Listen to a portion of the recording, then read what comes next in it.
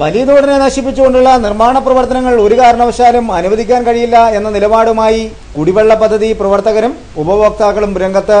കുറവലങ്ങാട് ഗ്രാമപഞ്ചായത്തിൽ കോഴ കേന്ദ്രീകരിച്ച് പ്രവർത്തിക്കുന്ന നയാഗ്ര ശുദ്ധജല വിതരണ പദ്ധതിയുടെ പൊതുയോഗമാണ് തങ്ങളുടെ നിലപാട് അധികൃതർക്ക് മുമ്പാകെ പരസ്യമായി അറിയിച്ചത്. കുടിവെള്ള പദ്ധതിയുടെ പ്രധാന ജലസ്രോതസ്സുകൾ വലിയ തോടിനെ ആശ്രയിച്ച് പ്രവർത്തിക്കുന്നതാണെന്നും വലിയ തോട് നശിപ്പിക്കാനുള്ള നീക്കങ്ങളുണ്ടായാൽ പദ്ധതിയുമായി ബന്ധപ്പെട്ട് ജലത്തെ ആശ്രയിക്കുന്ന മുഴുവൻ ആളുകളെയും സാരമായി ബാധിക്കുമെന്നും ഈ സാഹചര്യം കണക്കിലെടുത്ത് വലിയ തോട് സംരക്ഷിക്കുവാൻ മുഴുവൻ ജനങ്ങളും മുന്നിട്ടിറങ്ങണമെന്നും നയാഗ്ര ശുദ്ധജല പദ്ധതി ഗുണഭോക്താക്കളുടെ യോഗം ആവശ്യപ്പെട്ടു. വലിയ തോട് കയ്യേറി നിർമ്മാണ പ്രവർത്തനങ്ങൾ നടത്തുന്ന സാഹചര്യമുണ്ടായാൽ വലിയ തോടിന്റെ കരയിൽ സ്ഥിതി ചെയ്യുന്ന ശുദ്ധജല സ്രോതസ്സുകൾ പൂർണ്ണമായും മലിനമാക്കപ്പെടുകയും ജലദൗർലഭ്യത്തിന് സാഹചര്യമൊരുങ്ങുകയും ചെയ്യുമെന്നാണ് പൊതുയോഗം വിലയിരുത്തിയത്. പൊതുയോഗത്തിന്റെ തീരുമാനങ്ങൾ സംബന്ധിച്ച് ശുദ്ധജല വിതരണ പദ്ധതിയുടെ പ്രസിഡന്റ് സെബാസ്റ്റ്യൻ ആളോത്തും സെക്രട്ടറി ടോമി ചിറ്റക്കോടവും പ്രതികരിക്കുന്നത് ഇങ്ങനെയാണ്. നയാഗ്ര ചാരിറ്റബിൾ സൊസൈറ്റി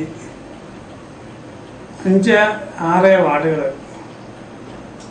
329 കുടുംബാംഗങ്ങൾക്ക് വെള്ളം കൊടുക്കുന്ന സൊസൈറ്റിയാണ്. ഈ സൊസൈറ്റി ഞങ്ങൾ വെള്ളം കൊടുക്കുമ്പോൾ അതുമായി ബന്ധപ്പെട്ട ചില പ്രശ്നങ്ങളാണ് യഥാർത്ഥത്തിൽ കുറവലങ്ങാട് നടന്നുകൊണ്ടിരിക്കുന്നത്. വലിയ തോടും ബൈപ്പാസും ആയി ബന്ധപ്പെട്ട വിഷയത്തിൽ ഈ വലിയ തോടിൻ്റെ സമീപത്താണ് ഞങ്ങളുടെ 2 കുളങ്ങൾ പ്രവർത്തിക്കുന്നത്.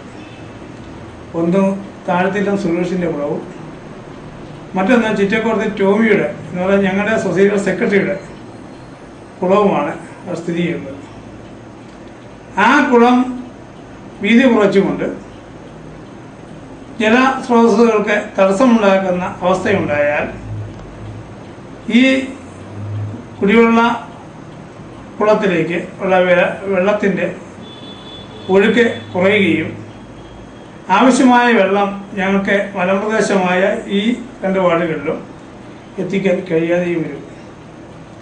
ഈ സാഹചര്യത്തിൽ ഇന്ന് ഞങ്ങൾ കൂടിയ ഈ സൊസൈറ്റിയുടെ തീരുമാനം എന്ന നിലയ്ക്ക് ഞങ്ങളെടുത്ത കമ്മിറ്റിയുടെ തീരുമാനമാണ് പറയുന്നത്.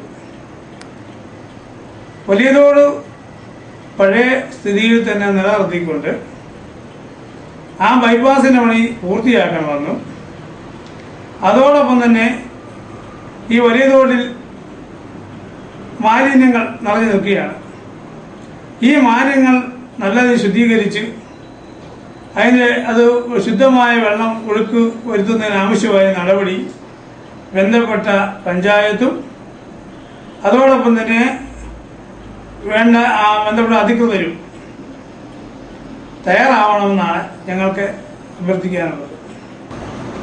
വലിയ തോടിന് സമീപത്തൂടെ